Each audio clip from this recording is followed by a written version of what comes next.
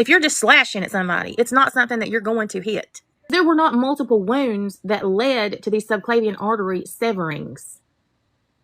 It's one strike. The clavicle protects the subclavian artery and vein, but they weren't damaged. I focus on facts and evidence. There was absolutely more than one person involved. There is no way that one person could do everything that was done in that household. Everybody's opinion is welcome. The sheer evidence alone proves that there's no way he was able to do it.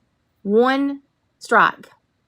A location that most doctors and medical professionals can't find without using digital imagery. The majority of the wounds that all of them had, other than the subclavian artery strikes, most of them were defensive. Y'all know I don't get paid for live streaming. West Memphis 3. And he was pivotal on their release. There's no way to besmirch his reputation. None. He is one of, if not the most renowned forensic scientist in the world. And he has never, ever presented information that was inaccurate. And that's a fact. Asphyxiate Kaylee to the point of petechia in her eyes and mouth, which takes an extended amount of time. Fight all 4 victims, because all 4 of them had defensive wounds. Clean up the house, because there are signs of a cleanup. Not one drop of blood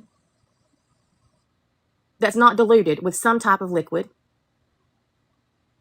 is outside the bedrooms. The bathroom is so clean, it's blinding. And according to the prosecution, the reason he probably was able to do this without transferring any DNA to his vehicle is because he took his clothes off and was naked. Then he posed the bodies and staged the crime scene.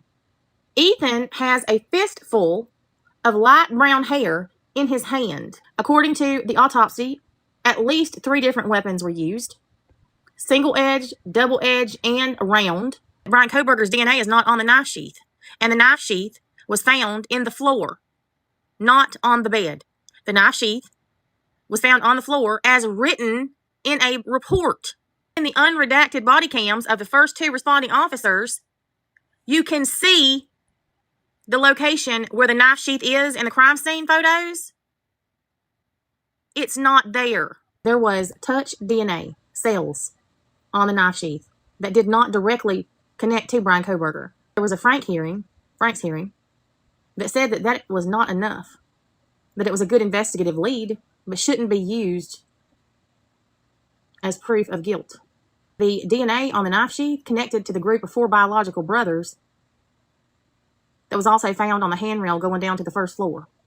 Where Dylan's bloody jacket was found in the closet, the same floor that the bathroom had been cleaned to a point of clinical cleanliness. No rugs, no towels, no toothbrush, nothing. Incorrect, Patty. The food delivery lady's a liar. She never told anything about that until she was arrested. Everything I've said, I have proof and facts and evidence to back up. Make sure you're still following the channel. It keeps unfollowing people. You will know that he does not say things he does not have proof of. He did not confess, Patty. He did not confess. There's a huge difference between a confession and a plea. There was also a broken, bloody bracelet found. Blood had dripped down his arm and sealed the hair into his hand and his hand to the bed frame. It is not Xana's. It's a different color.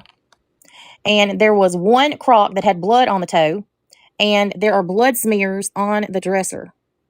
The hair that was in Ethan's hand was blondish brown, and I have never known this man to say anything that is not true, that is not backed up by evidence and science, because it is almost impossible to find with 1 strike. 1 strike is what severed the subclavian artery and vein in Maddie, Kaylee, and Ethan.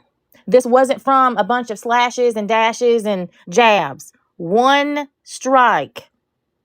It is not something that the average person, a hunter, or anybody else knows where it is located. You can't learn how to find it from a book. Hell, most people who've even had training on how to find it can't find it. Both the vein and artery were severed with the same strike. So these girls who were fighting back, he should have looked like he had been in a fight with a wildcat.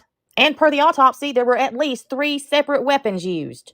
Single edge, double edge, and a round weapon.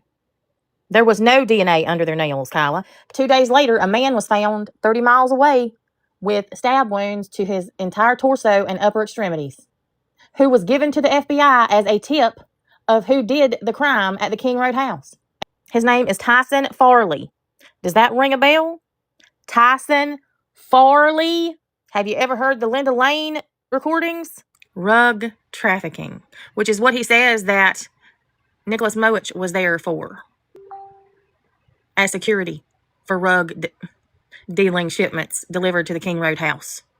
I think that Mowich went there, that he was given a job, which is what Farley said, and the crew that he took, something went terribly wrong. The only one that had specialized training was Brent Kopaka. He was Special Forces military, paratrooper, combat medic. Xana also had hair that was listed as debris in the bag, in her body bag. There were male and female, much love. Gender testing is different than DNA testing, yes.